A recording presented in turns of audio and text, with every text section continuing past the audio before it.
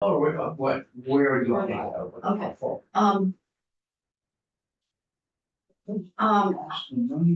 I guess, if you would, Senator Bray, talk to us about, where the costs are being experienced, what is the, economic impact here?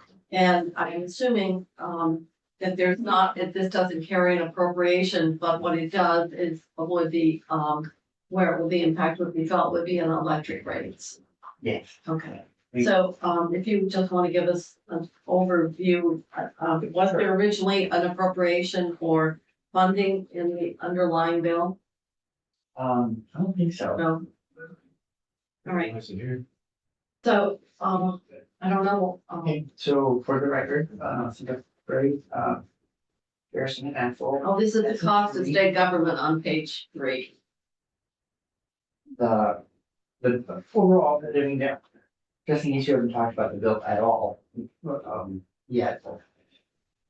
We passed in 2015 the current renewable energy standard. The whole idea was to have more renewable energy on the grid, because we were anticipating that over time, one of the ways we would tackle emissions from how we heat and how we transfer ourselves around would be to electrify those loads. You can generate electricity cleanly, renewably. So the idea was how to get our grid cleaner in anticipation of more EVs, more heat pumps. That well, we were modest when we started. We aimed for 75% renewable by 2032. We're up to about 63% across the board, although some utilities, 3 of them, are already 100% electric. In the last several years, we've been trying to say, okay, we're seeing more and more cars, more and more heat pumps. How do we actually sort of stand behind our movement of electricity as a way of cleaning things up? Because if the grid itself isn't 100% green, then the lights you're running off the grid aren't truly green themselves. So that was and then the challenge has been over the last several years, how do you do it in a cost-effective way? And also a way that recognizes we have 18 distribution utilities, electric companies, and they are highly varied. They have different capacities to change and different customer bases, all of this. This res reflects a way of moving us to generally 100% renewable energy by 2030. Although for some utilities, that deadline is actually 2035. And you might remember here 9 years ago, 9 years ago, we talked about the smaller electric utilities had a delayed start. So in order to let them basically learn from their big brothers and sisters and make sure things were working before it became an obligation for them. We don't have a delayed start. In this case, what we have is there are different tiers with different schedules for compliance depending on utility type. The other thing that the bill does is we you might remember tiers 1, 2, and 3 before. Total renewable energy, instant renewable generated energy, and then so-called transformation projects, which were electric utility companies working with their customers to reduce emissions from the use of fossil fuels. So it's led to things like electric utility helping someone get an electric vehicle, because then they're reducing emissions. Now we're saying, okay, we're anticipating a larger load on the network. So we should think about rules, not just for the current situation, but where we'll be in a decade. So there is a 4th tier in the bill that's added, and a 5th tier. So the 4th tier is new renewable energy, tier 4, and then recognizes that we're not requiring all the renewable energy to be generated in Vermont, but regionally for part of the regional grid. It gives us more flexibility, more options to go shopping for clean power, and that's all with an eye on helping utilities buy the most economical clean power they can.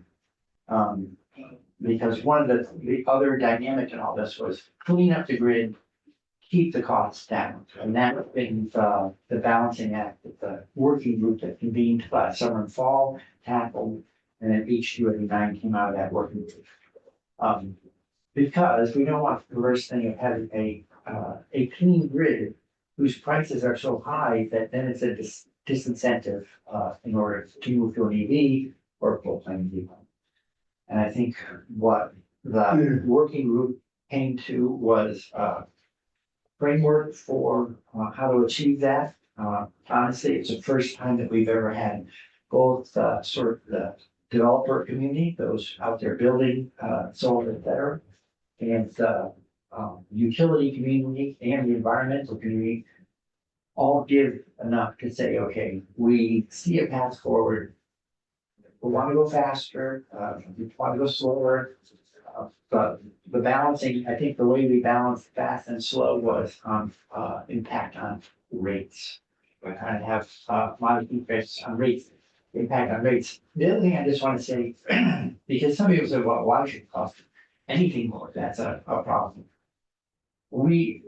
Part of the reason we're in the situation we're in environmentally is that we externalize costs for zero. You could burn things, pollute the air, help drive climate change, pollute water, all these things that have been unhealthy practices for us and everything else that lives here. We're saying, oh, we need to do better, and doing better can't necessarily be cheaper. Sometimes here. Well, what does this do to Mrs. Murphy? Mrs. Murphy, Mrs. Murphy lives on a Dewey Street in Bennington. Her house is rather large. She probably Yeah. could move out, but she doesn't choose to. She's been there forever. And poor Mrs. Murphy now is what's it gonna do to her electric rates? so there's two ways to answer that question. One, there. No, I wanna know, what's it gonna cost her over the next 10 years?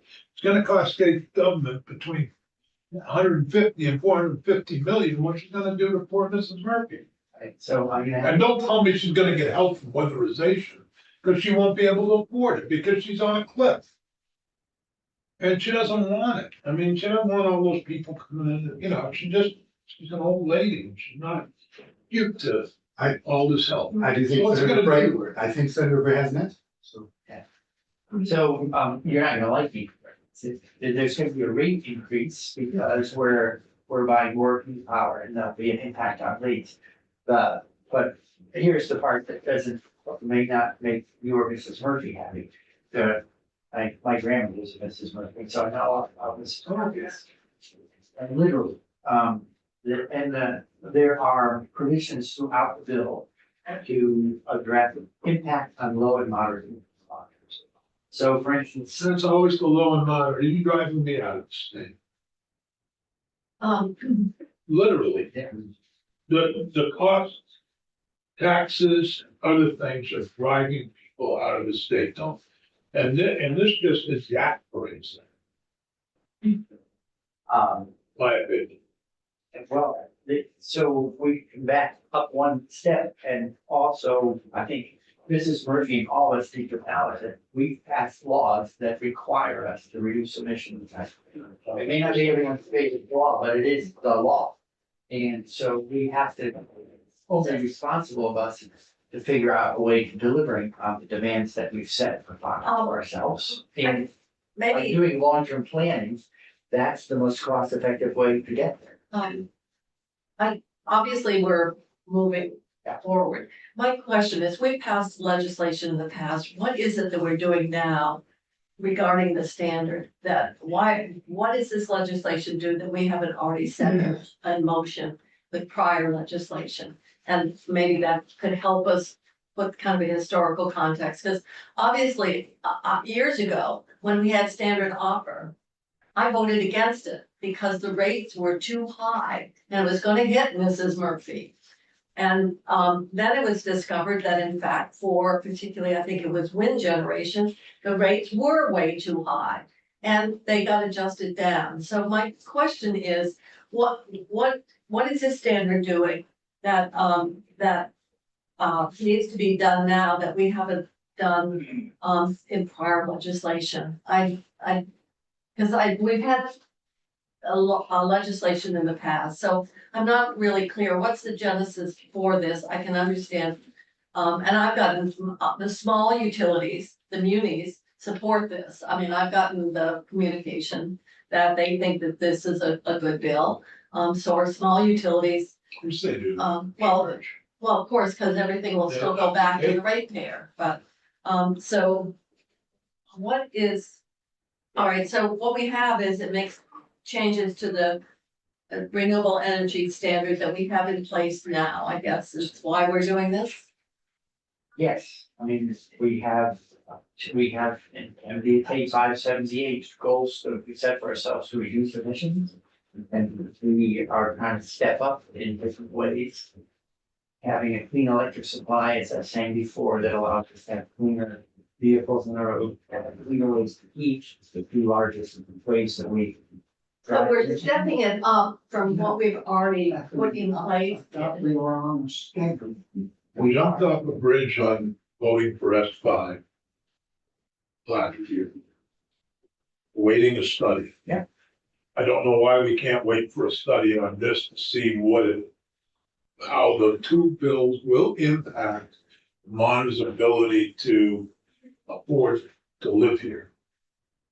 So I'm gonna let Senator Brew. Yeah, Got a comment? And if you'd give me a minute to get this full answer out, I'm losing my patience.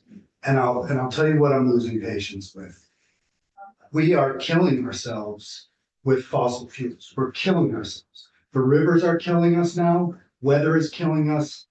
We all admit that. And yet every time we come up with legislation that is completely well thought out, that has been through all the stakeholders, that has been through the entire process, it hits this committee, and then we hear, well, there might be a short-term rise in rates. Well, I've got news for everybody. If you're trying to get off of cheap fossil fuels and get onto a sustainable path for our species, it might cost some money. And that means heating might go up a bit. We're trying to be sensitive to people with very little in the way of resources, and that's all through S5, it's all through this. But to have to continually argue whether there will be any costs at all to doing the right thing on energy, it just puts our party, which is the only party who's operating on this, puts us at an extreme disadvantage to be delaying and to be furthering the argument that if there's any disruption or any cost, we shouldn't be doing it. Now, I want to say the Natural Resources Committee has been the backbone of our effort on climate change.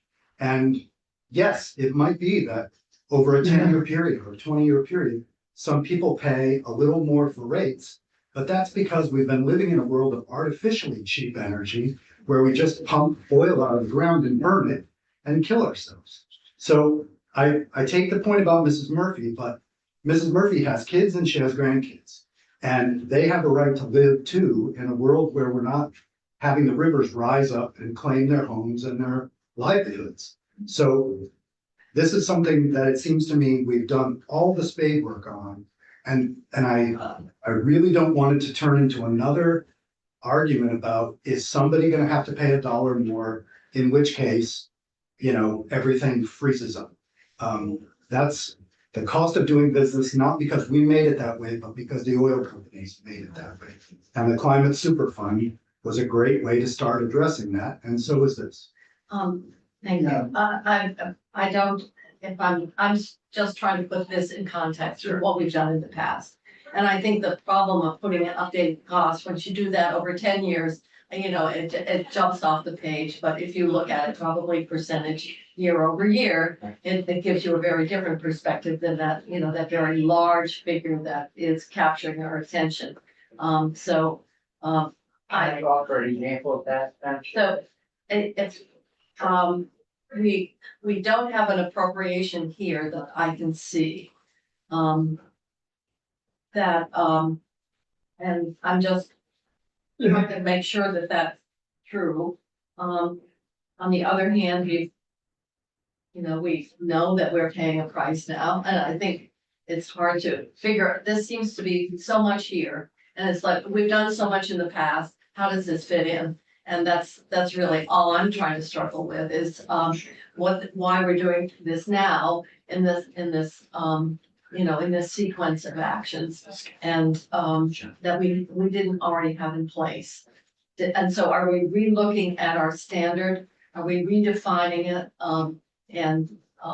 That's really what I'm trying to get some clarity on. The skinniest answer is that we're setting out a target, instead of being aiming for 75% clean by 2032, they're aiming for 100% clean by 2030 for most utilities, some not till 2035.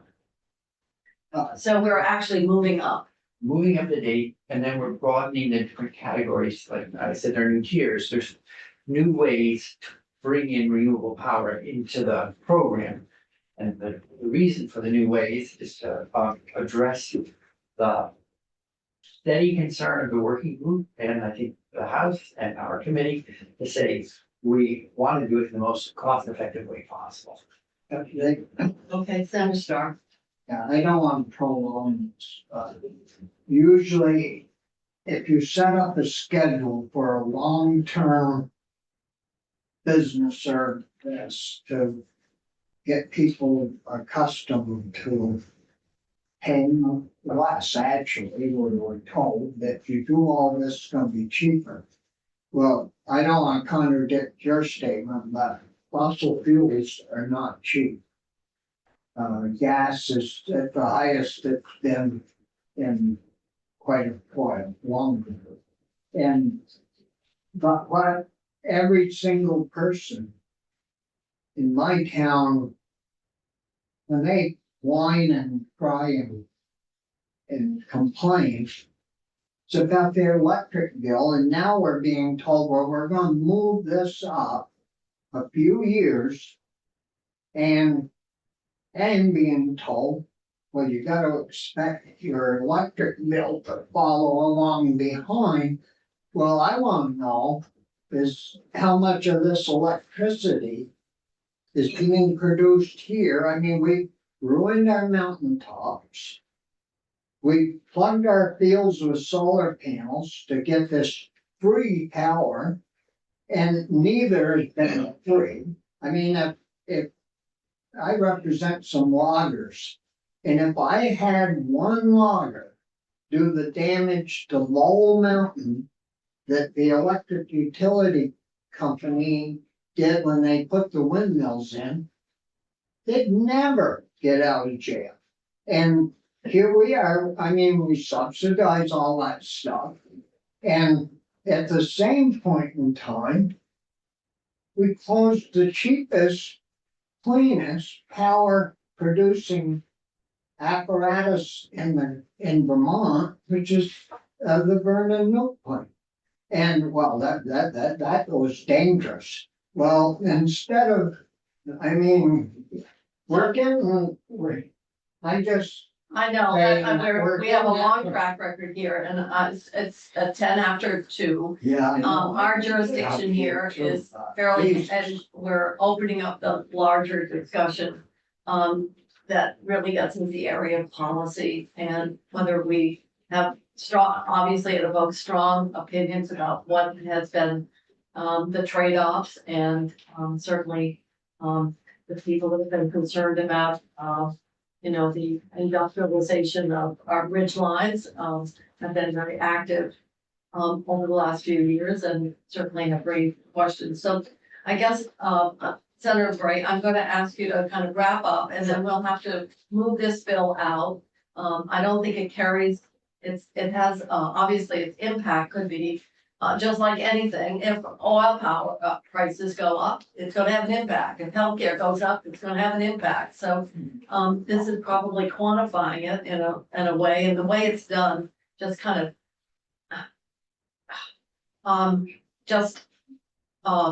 create such a kind of a sticker shock when you're thinking, oh my God, but it's 10 years, over 10 years, over the entire state, over a period of time where we're going to be dealing with inflation. So our first reaction to the figure, I wish we had perhaps looked at the cost more in an incremental way as opposed to, because anything we do in state government, if you add it up over a decade, whether regardless of whatever area spending or cost, we're going to be kind of surprised what the cumulative impact is. So I'm gonna let you have the final say on this, and then I'm gonna ask for a motion that we move the bill. Who's the assistant judge? Well, I don't think we have one. So one is, I'm going to I, make the vice, maybe Jimmy will be I happy. appreciate I need the, a form. note about sticker shock and how we worry about what the rent programs are doing to people. I'll cite what we talked about a little bit here before. Efficiency Vermont brings in about 50 million a year. In its first 20 years, it brought in $789 million week by week by week. That money invested is saving Vermonters 2.8 billion. So I think that, when I look at that, that's 50 a year. If you pick the middle figure here, 30 a year, so what are you gonna get for 30 a year? You are ending up cleaning up the supply. One thing I also just wanted, there's an extensive reporting process all the way through to monitor impacts, especially in low moderate Vermonters. The last thing is, every utility goes through rate making. And so if there are rate pressures, I'm confident that the department and the PDC don't let rates go any higher than need be in order to allow our utilities to operate according to 202A, which is, it must be the lowest cost, safe, reliable, lowest environmental impacts. Those are the three legs of the stool for energy policy. So, we have a new clerk, an interim clerk. Yeah, those are- yes. Before we vote. We don't have joint fiscal, Joyce isn't here. On this. Do you have a draft number on the bill that you? We have Ellen, can you Do you have a draft number? maybe you can help Well, I us. just wanna- Yeah. Concurrent. Make sure I'm reading correctly. That the impact on Vermonters is estimated between 2025 and 2035. Be 150 million, 450 million.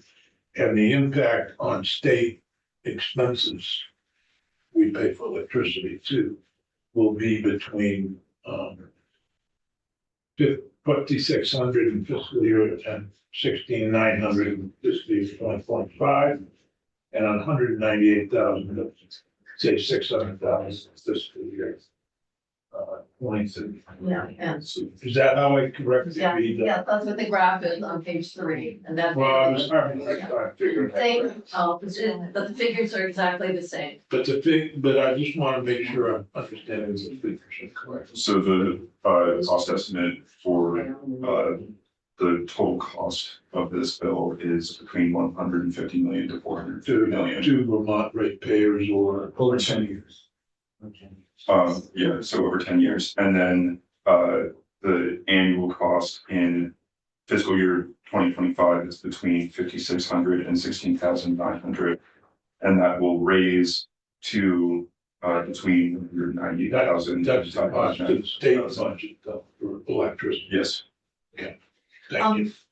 We don't have any perspective, so this looks like a huge amount of money, but what is our baseline? We obviously are spending millions and millions now. Right, 14.5 billion over the next 10 years, electricity. Okay, that might be helpful to look at this relative to the 14.5 billion, Right, relative to pick middle figure, 300 billion. Senator. I would make a motion to report the bill in favor.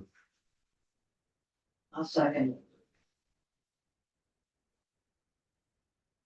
So we're gonna move the bill out, further discussion. Some people may say they'll vote to move it out, doesn't commit to how they'll vote on the floor. But unless there's further discussion, I guess we'll call. Ruth, Yes. Lyons, votes yes. Birchlight, Yes. Sears, No, Star. Westman's not here. Mitchell. I'll vote to get it down. Oh, would you? Okay, all right, got that. I won't vote. Yeah, I'll follow Senator Starr Okay, and I'll vote yes. whoops. And Senator Westman's not here. Yes, I don't know who's the reporter. Or, Um, This is a reporter, I'll report it. you reported, okay. Thank you, committee, I like your estimate, which one? the very first drawing. Thank you. 150 to 450, it's down from the original 1 billion. Well, if I operated So, with committee, estimates like that and was off that far. That was the department's estimate, not JFO's. But I'm skipping. Committee, we finished the bills for today, it's now 2:15. So unless it's further business, we have one more bill, it's a workforce bill, and we'll do that next week. Oh, It doesn't carry an appropriation, it just creates a very workforce of the whole, I think we would call it. The membership is very large, well, we've got 13 employers on the work group, and that was only one group, so participants, so it's a very large. So that we'll take up next week. One that had meeting ordered 8